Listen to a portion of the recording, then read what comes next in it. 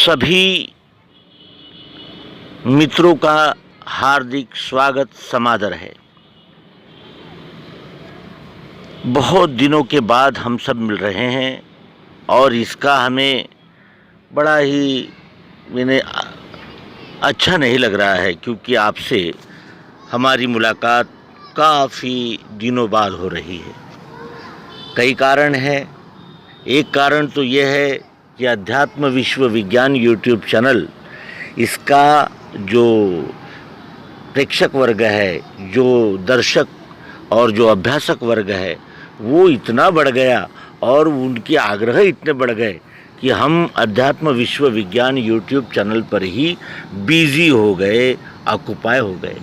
आज बहुत दिनों बाद एक ऐसा विषय हाथ लगा है कि अपने मित्रों से साझा करने का मोह हमें संवरण नहीं हो रहा है। वो क्या है? वो इसलिए है क्योंकि हम जननी जन्मभूमिश्च स्वर्गादपि गरीयसी, जननी और जन्मभूमि स्वर्ग से भी महान होती है, इस विचारधारा के एक वाहक है। और हमारी मातृभूमि के लिए आज तक जो प्रवास रहा वो गुलामी का और अनेक प्रकार के छलों प्रपंचों का, और आज भी ये छल और प्रपंच करने वाली शक्तियाँ इस देश को, हमारी मातृभूमि को आगे बढ़ने से रोक रही है। और उनके रोकने का जो आयाम है वो कैसा है? वो बहुआयामी है। हर क्षेत्र में वो किसी न जैसे संस्कृति, हमारे त्यौहार, हमारे पर्व, हमारे आचार्य, हमारे आदर्श, इन सब को बदलने का कार्य वर्षों से हो रहा है, अनवरत चल रहा है। और इससे आज जो बलात्कार की संख्या, उत्पीड़न की संख्या और अनेक प्रकार की जो कट्टरता और धर्मांधता की जो समस्याएं हैं, ये हमारे सामने विकराल रूप में उपस्थित है। कुछ दिनों से भारत को नवनिर्माण की दिशा में प्रेरित करने वाले कुछ लोग कार्य कर रहे हैं, जिससे एक नई आशा दिख रही है कि हमारा भारत भी सुपर पावर होगा। और जैसे छोटे से देश ब्रिटेन ने हजारों साल तक कितनी ही सभ्यताओं पर राज किया, वो सामर्थ्य यहाँ भी निर्माण हो और कम से कम हम अपने ही मातृभूमि को उन्नत, विकास युक्त और प्रगतिशील, संस्कारवान नागरिक देने वाली ऐसे निर्माण कर सके। और इसमें कितनी ही चुनौतियां हैं, और उन चुनौतियों में सबसे महत्वपूर्ण चुनौती है इस देश को आर्थिक रीति से सबल बनाने वाले वो लोग जिन्हें हम व्यापारी और उद्योगपति कहते हैं। और उन उद्योगपतियों को यदि अनेक प्रकार के रोकने का प्रयास किया गया और कर रहे हैं, तो वो हमारे राष्ट्रीय उन्नति के कारक उद्योगपति है। वो जैसे जैसे बर्बाद होते जाते हैं, वैसे वैसे हमारे विकास की क्रियाओं पर भी प्रभाव पड़ता है, क्योंकि वे उद्योगपति उस देश की रीढ़ होते हैं। औद्योगिक घरानों के जो संचालक होते हैं, वो इस मातृभूमि के पोषक होते हैं।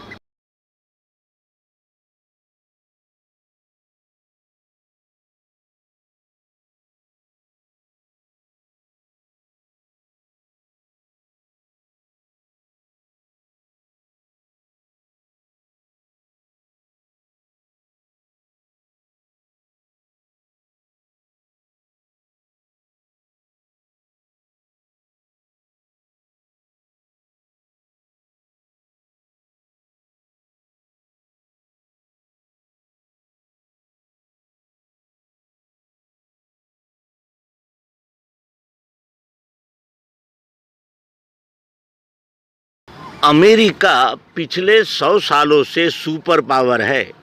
उनको चुनौती देने वाले हर देश को उन्होंने तोड़ दिया है, बर्बाद कर दिया है। जापान ने चुनौती दी तो उसे ख़त्म कर दिया।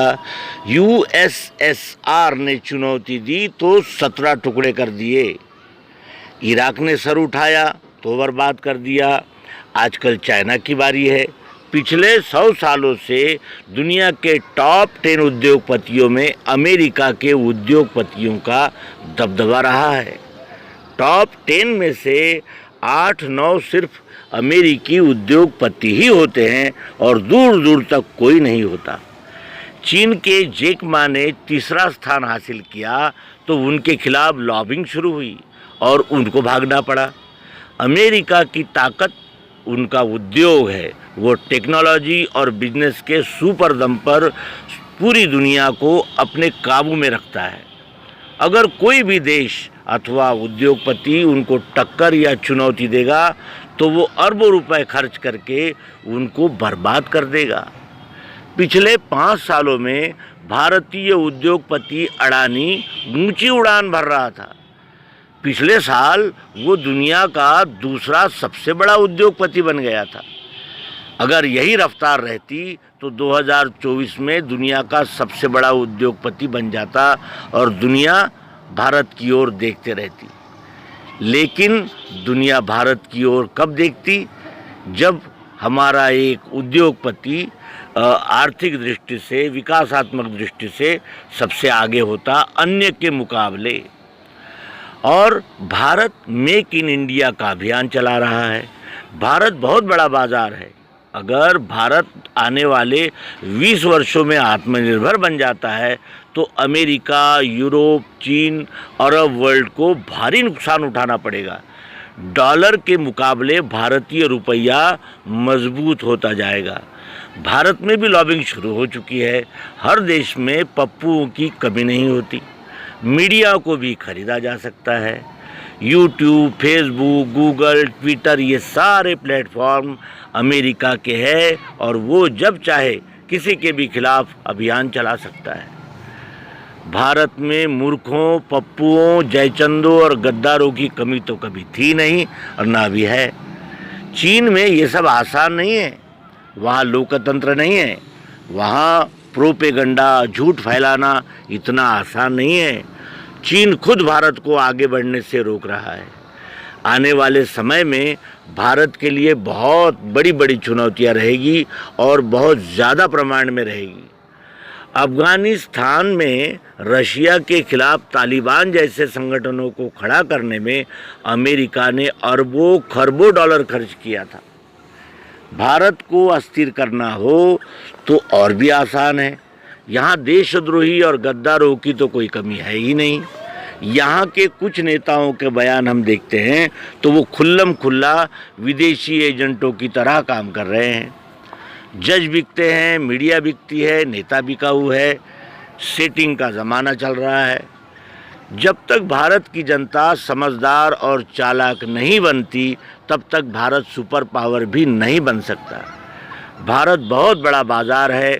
कोई भी देश नहीं चाहेगा कि भारत आत्मनिर्भर बने और इसीलिए ऐसी बातें करने वाली सरकारों को गिराना होगा। विदेशी ताकतें चाहे भारत में मिक्स सरकार चाहती है और सदैव चाहती रही है और आज भी वो यही चाहते हैं। भारत बहुत बड़ा बाजार है और कोई भी देश नहीं चाहेगा कि भारत आत्मनिर्भर बने और इसीलिए ऐसी बातें करने वाली सरकारों को गिराना होगा। विदेशी ताकतें चाहिए भारत में मिक्स सरकार बने, मिक्स यानी खिचड़ी सरकार बने जिसको हर वक्त गिर जाने का डर हो।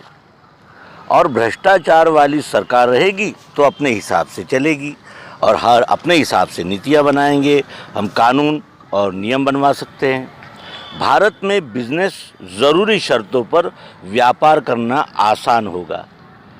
पिछले कई सालों से ये अनुभव रहा है, ईस्ट इंडिया कंपनी ने भी हमें अनुभव दिया है कि व्यापार को अपने नियंत्रण में रखने के लिए वो किस तरह की चालें वहाँ की कंपनियाँ चलती है।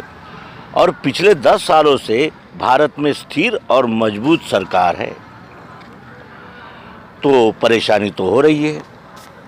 खुद के उद्योगपतियों को मजबूत बना रहे हैं, इनके पर कतरने पड़ेंगे।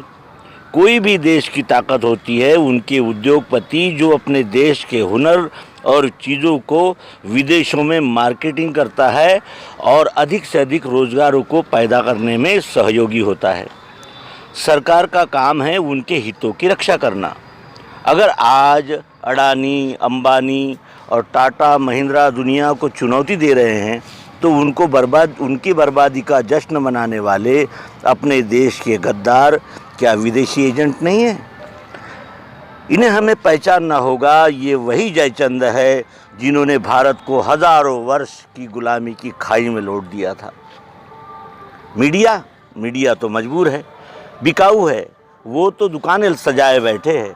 वो इन गद्दारों और नेताओं से सवाल कैसे करेगी, सच्चाई सामने नहीं लाएगी। और इसीलिए हम मजबूर नहीं हैं, हम तो जनता है और देश को जागृत रखने में जनता ही मालिक होती है। तो जनता का ही ये कर्तव्य होता है कि शासक वर्ग को जगा कर रखें।